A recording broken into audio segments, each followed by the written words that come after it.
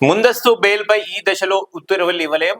బండి భగీరథ్ కేసులో high court స్పష్టీకరణ. Arrest నుంచి రక్షణకు పదే పదే అభ్యర్థించిన నిరాకరణ.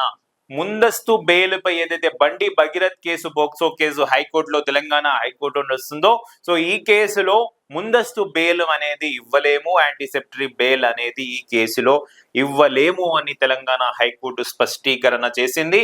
కేంద్ర మంత్రి భాజపా నేత బండి సంజయ్ కుమారుడు బండి భగీరథ్ పై పేట్ బషీరాబాద్ పోలీస్ స్టేషన్ లో నమోదైన పోక్సో కేసులో ఈ దశలో ముందస్తు బెయిల్ పై ఎలాంటి ఉత్తర్వులు ఇవ్వలేమని హైకోర్టు తేల్చి చెప్పింది. సో ఈలోపు అరెస్టు చేయకుండా మధ్యంతర ఉత్తర్వులు ఇచ్చే అంశంపై నిర్ణయాన్ని వచ్చే వారం వెలువరిస్తామంది.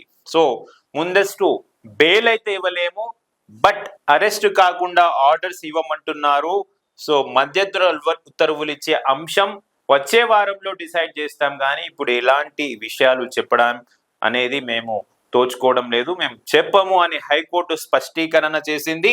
పోక్సో కేసులో ముందస్తు బెయిల్ మంజూరు చేయాలంటూ బండి భగీరథ్ దాఖలు చేసిన పిటిషన్ పై జస్టిస్ టి మాధవీదేవి శుక్రవారం రాత్రి వెకేషన్ కోర్టు కాబట్టి రాత్రి 9 గంటల నుంచి దాదాపు అర్ధరాత్రి 12 గంటల వరకు సుదీర్ఘ విచారణ చేపట్టారంట. ఇరు పక్షాల న్యాయవాదుల వాదనలు విన్న అనంతరం బాలిక వాంగ్మూలం పరిశీలించిన తర్వాత ఈ దశలో ఎలాంటి ఉత్తర్వులు ఇవ్వలేమని న్యాయమూర్తి స్పష్టం చేశారు.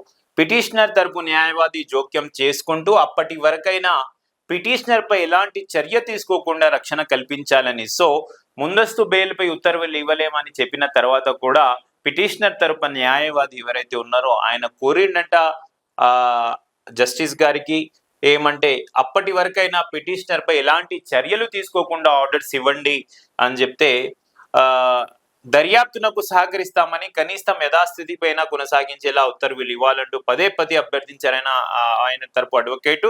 సో న్యాయమూర్తి అందుకు నిరాకరించారంట. వచ్చే వారం దాకా ఆగకుండా వీలైనంత త్వరగా ఇవ్వాలన్న పిటిషనర్ న్యాయవాది అభ్యర్థన పరిశీలిస్తాము, వెరిఫై చేస్తాము అని చెప్పినారు కానీ దానికి వాయిదా వేస్తాము అని ఎలాంటి విషయాలు, బెయిల్ ఇస్తాము, ఆర్డర్స్ ఇస్తామని ఎలాంటి విషయాలు చెప్పలేదు.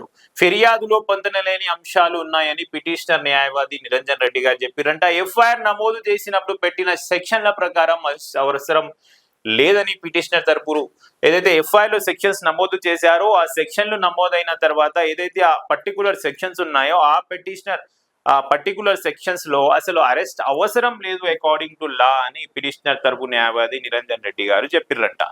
సో పోలీసులు పిటిషనర్ ను ఇరికించాలన్న ఉద్దేశంతో కఠిన సెక్షన్లను చేర్చారు. డిసెంబర్లో సంఘటన జరిగితే ఫిర్యాదుదారు మార్చిలో న్యాయపరమైన చర్చలు జరిగిన తర్వాత 8న ఫిర్యాదు చేశారు. డిసెంబర్లో సంఘటన జరిగింది అండ్ ఫిర్యాదుదారు మార్చిలో న్యాయపరమైన చర్చలు జరిగిన తర్వాత మే 8న ఫిర్యాదు చేశారు. అప్పటికప్పుడు జరిగిన సంఘటన కాదు ఇది. అలాంటప్పుడు వెంటనే సెక్షన్లను మార్చాల్సిన అవసరం లేదు. బాధితురాలి పుట్టిన తేదీలను 2గా చూపు దానికి సంబంధించిన పత్రాలను సీల్డ్ కవర్ లో సమర్పించామని పిటిషనర్ తరపు న్యాయవాది నిరంజన్ రెడ్డి గారు చెప్పారు. అలాగే ఫిర్యాదులో పేర్కొన్న 3 సంఘటనలు బాలిక ఆమోదం ప్రకారమే జరిగాయి. వారి తల్లిదండ్రులు అనుమతితోనే బయటకి వెళ్లారు. వారు రిలేషన్షిప్ లో ఉన్నారు. జనవరి 7న రిలేషన్షిప్ నుంచి పిటిషనర్ వాళ్ళ రిలేషన్షిప్ నుంచి ఇద్దరు కలిసే రిలేషన్షిప్ లో ఉన్నారు. ఇద్దరు ఒప్పందంతోనే అదంతా జరిగింది. ఆ తర్వాత జనవరి 7వ తారీఖున రిలేషన్షిప్ నుంచి పిటిషనర్ బయటికి వచ్చాడు. ఫిర్యాదులో పేర్కొన్న సంఘటనల తర్వాత బాలిక పిటిషనర్ గంటల తరబడి మాట్లాడుతున్నారు. బలవంతంగా మద్యం తాగించారంటూ ఫిర్యాదులో పేర్కొనగా వీడియోలో చూస్తే బాలిక ఇష్టంగా తీసుకున్నట్టు ఆధారాలు ఉన్నాయని వారు వాదించారంట.